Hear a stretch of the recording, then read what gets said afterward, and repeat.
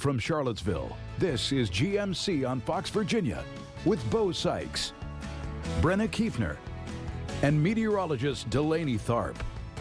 Now, this is GMC on Fox Virginia. Coming up on GMC, Charlottesville police giving an update on the man connected to the fatal shooting on Tuesday night. We'll have details. Plus, we have an update on that officer-involved shooting that shut down I-64 for hours on Tuesday. And Senator Mark Warner reacting to the decision to postpone sending articles of impeachment against Homeland Security Secretary Alejandro Mayorkas. We'll have those details. Good morning. Thank you for joining us for GMC on Fox Virginia at 7:01. I'm Bo Sykes. And I'm Brenna Kiefner. We'll get to your top stories in just a moment. But first, let's get a check on our Weather Authority forecast with meteorologist Delaney Tharp, who's making it a little difficult to get out of bed this morning with all the rain that we have overnight. It was a little white noise machine. It lulls you right back to sleep. Yes. It certainly did. We had some heavier bands of rainfall that moved through last night, but all the rain should be out of the way this afternoon. So we have a totally dry weekend in store. That's good news. Yes. It's good news after we dealt with this week. We deserve it. But right now, our temperatures are fairly mild. We're starting to ease up the rainfall ever so slightly. 58 degrees outside the CBS 19 studio. In the past couple of hours, we have seen some heavier bands of rainfall that did move through, some severe warned storms. But all of that has now subsided. We're just seeing a few hit or miss showers throughout the rest of the day today. Nevertheless, with the cold front that has moved through, kept our temperatures a little bit chillier, so we're a little more seasonable throughout the afternoon, only in the upper 60s rather than the upper 70s and lower 80s, reaching 68 degrees by 5 o'clock.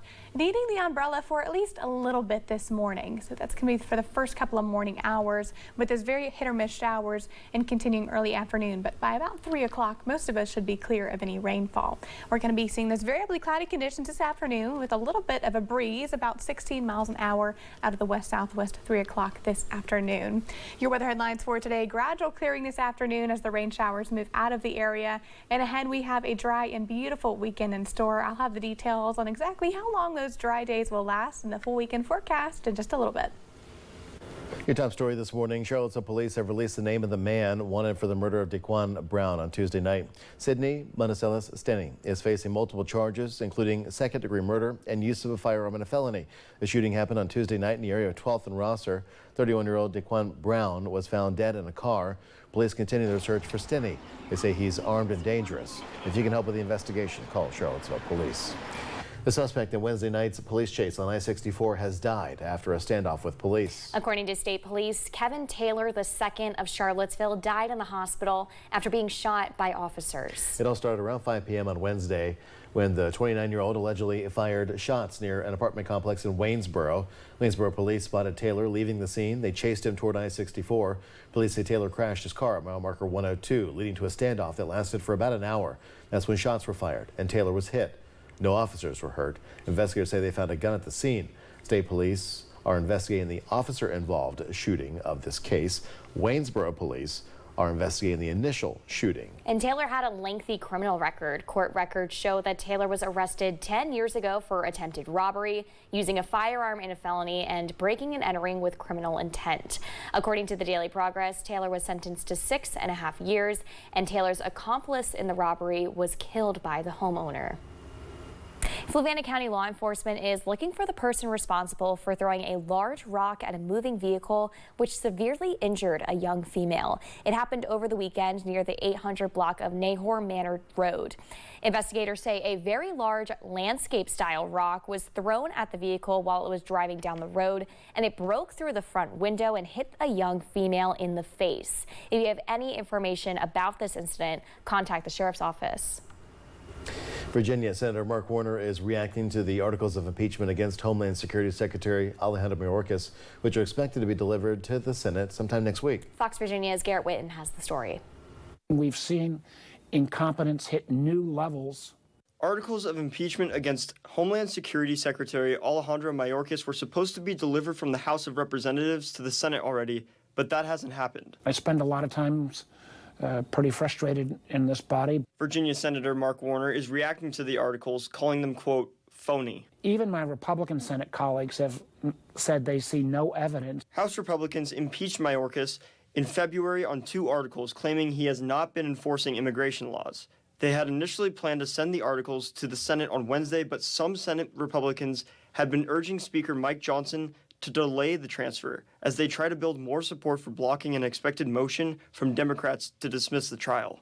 I think this whole charade is an effort to take attention away from the fact that the House, led by former President Donald Trump, refused to take up the strong border security bill that was crafted in the United States Senate.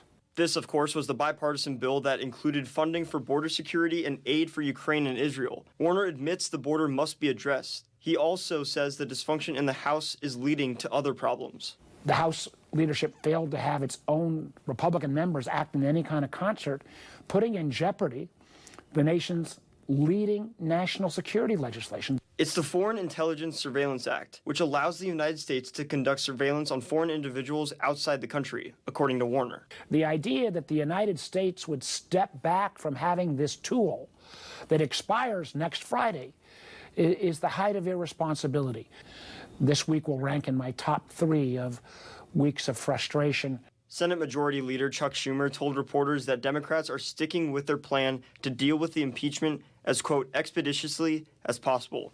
Garrett Whitten, Fox Virginia News. The best collegiate polo teams from around the country are competing for the 2024 National Championship, and it's all happening in Central Virginia. The tournament is being held at the Virginia Polo Center, the home facility for both the men's and women's UVA polo teams. Several teams are participating this year, including UVA, SMU, Texas A&M, and the University of Kentucky. Polo player Alana Benz says that playing a sport with live animals is different from most other sports. In this tournament, you have to play basically 6 different horses throughout the game. So it really is like about just your horsemanship and how you can ride and get the most out of the horse, and really just like basically make a bond instantly and go and play. The UVA men's team lost in the quarterfinals on Tuesday. The women's team will play today. The tournament will last until Sunday. The CASPCA has new equipment to help baby kittens who are being fostered. A donor purchased this incubator off of the animal shelter's wish list. According to a social media post, the equipment will be sent home with the CASPCA's most experienced fosters to care for the neonatal kittens this season. The shelter says the incubator will help the kittens' chance of survival and healthy development. A new truck ramp has opened along Route 250. The ramp is meant to help slow down trucks or other vehicles if their brakes fail while coming down 250 toward 151 down Afton Mountain.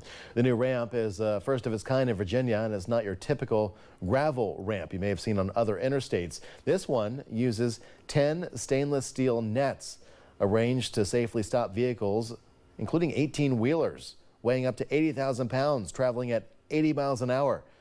Will Stowe, an engineer for VDOT, says why this ramp is important.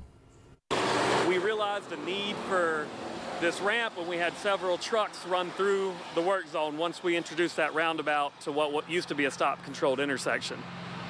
So we saw a big safety need. It took about 1.5 years to build this ramp, and it proves efficient. More ramps like this could be coming to other parts of the state in the future. The Speaker of the House has a number of things piling up on Capitol Hill, and his job could be on the line today. Will Mike Johnson survive as Speaker of the House? I'm Doug Luzader in Washington. We'll have more on why he's fighting for his job today coming up. Temperatures seasonable with rain showers gradually dissipating throughout the morning. I'll have the details on the full weekend forecast coming up right after the break.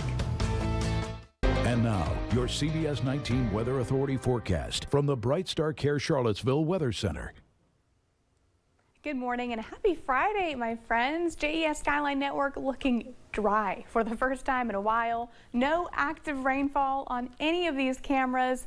We still have a little more rainfall to deal with, though, unfortunately. Got a little bit of a break. We had some rain showers earlier today, about 3 and 4 a.m., some that were heavy at times. But throughout the day, we're going to continue to see a few hit or miss showers this morning. So we do have a little bit of rain shower activity moving into Nelson, Buckingham, and headed into Albemarle, Fluvanna, and Louisa counties next. But very light, very light and drizzly rainfall rainfall. Nothing like we had yesterday evening, and certainly nothing that I'm concerned about in terms of severe weather. Temperatures right now, however, pretty nice, mild in the 50s currently. 58 in Charlottesville, 59 in Louisa, in Syria, 61 in Culpeper, and 56 degrees this morning in Scottsville. So as this cold front that is associated with this low pressure system and that center of low pressure, why you can see that counterclockwise circulation there, as that does move off of the coast, we're going to be staying dry this weekend and bring in some pretty clear skies, certainly not seeing the overcast conditions like we have for the entirety of this work week. This afternoon, our temperatures still will be fairly seasonable into the 60s, 68 degrees by 5 o'clock. So no longer are we seeing the high temperatures in the 70s and the 80s, at least today. We did see the colder air move in, much cooler as the result of the cold front. But as it pushes out, we're seeing the clouds slowly dissipating this afternoon, along with the rainfall moving out of the area as well. But as high pressure builds in behind it, some breezier conditions will move in as well. Sustained winds today around 15 to 20 miles an hour, gusting up to 35 miles an hour. So gustier conditions expected today. Futurecast showing hit or miss showers this afternoon, but still very isolated at best. A few passing clouds, that's going to be the case this afternoon. Partly cloudy conditions. Futurecast is hinting at a couple of showers around 5 o'clock, but I'm still thinking most of us will be staying fairly dry. And in terms of this evening, completely dry, and we're gradually clearing out the cloud cover overnight and into the day on Saturday, looking completely clear and on the warmer side this weekend too. Your Cardinal Home Center extended forecast, 68 degrees the high temperature today, with a few isolated showers this morning and afternoon. Saturday and Sunday, however, looking very dry. Temperatures in the 70s and 80s. We are warm for the entirety next work week and dry as well. Did you have to dust off of those warm icons? I did, yes. We've missed them. You might need the hot icon at the end of next 88 week. degrees? Yeah. I think we might. Officially putting away the jacket. For sure. That is the best news we've heard all morning. Quick update as far as school closings and delays. Orange County schools are now closed for the day because they're dealing with power outages there in the town of Orange area. So Orange County schools are closed. Buckingham County Public Schools still on a 2-hour delay. Got the gusty winds and the precip. Yeah. Put it together, you got the power outages. All right. Thanks, Delaney. Of course. Speaker of the House Mike Johnson is fighting to keep his job today. He's headed down to Mar-a-Lago in Florida, hoping a shoulder-to-shoulder appearance with the former president, Donald Trump, will help his prospects on Capitol Hill. Doug Luzader has more. The Speaker of the House has a number of things piling up here on Capitol Hill, and his job could be on the line today as he seeks some backing from the former president. We have a lot of things to discuss, talk to him frequently, so looking forward to seeing him in person. It's been a few weeks, and should be a good trip. House Speaker Mike Johnson, a man on the move today. He'll be departing in overcast Washington for sunny Mar-a-Lago in Florida this afternoon, hoping images like this will help him keep his job and move forward with a cohesive agenda. His efforts to move ahead with aid to Ukraine and the renewal of controversial surveillance authority for the FBI known as FISA have created deep divisions within his party. Right now, he does not have my support, and I'm watching what happens with FISA and Ukraine. Georgia Republican Marjorie Taylor Greene has repeatedly threatened to try to remove Johnson as Speaker, but she is also loyal to Trump, and that's where Johnson's pilgrimage to Florida comes in. The extreme MAGA Republicans are taking orders from their puppet master down in Mar-a-Lago. Democrats may be heckling Johnson, but there is also the possibility of common cause.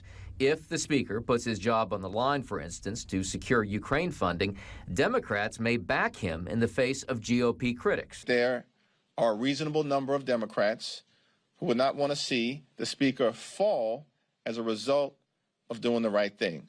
And put that in the category of politics making strange bedfellows here on Capitol Hill. In Washington, Doug Luzader, Fox News. Watching GMC on Fox Virginia on a finally Friday. Stay with us. Your top stories when we come back.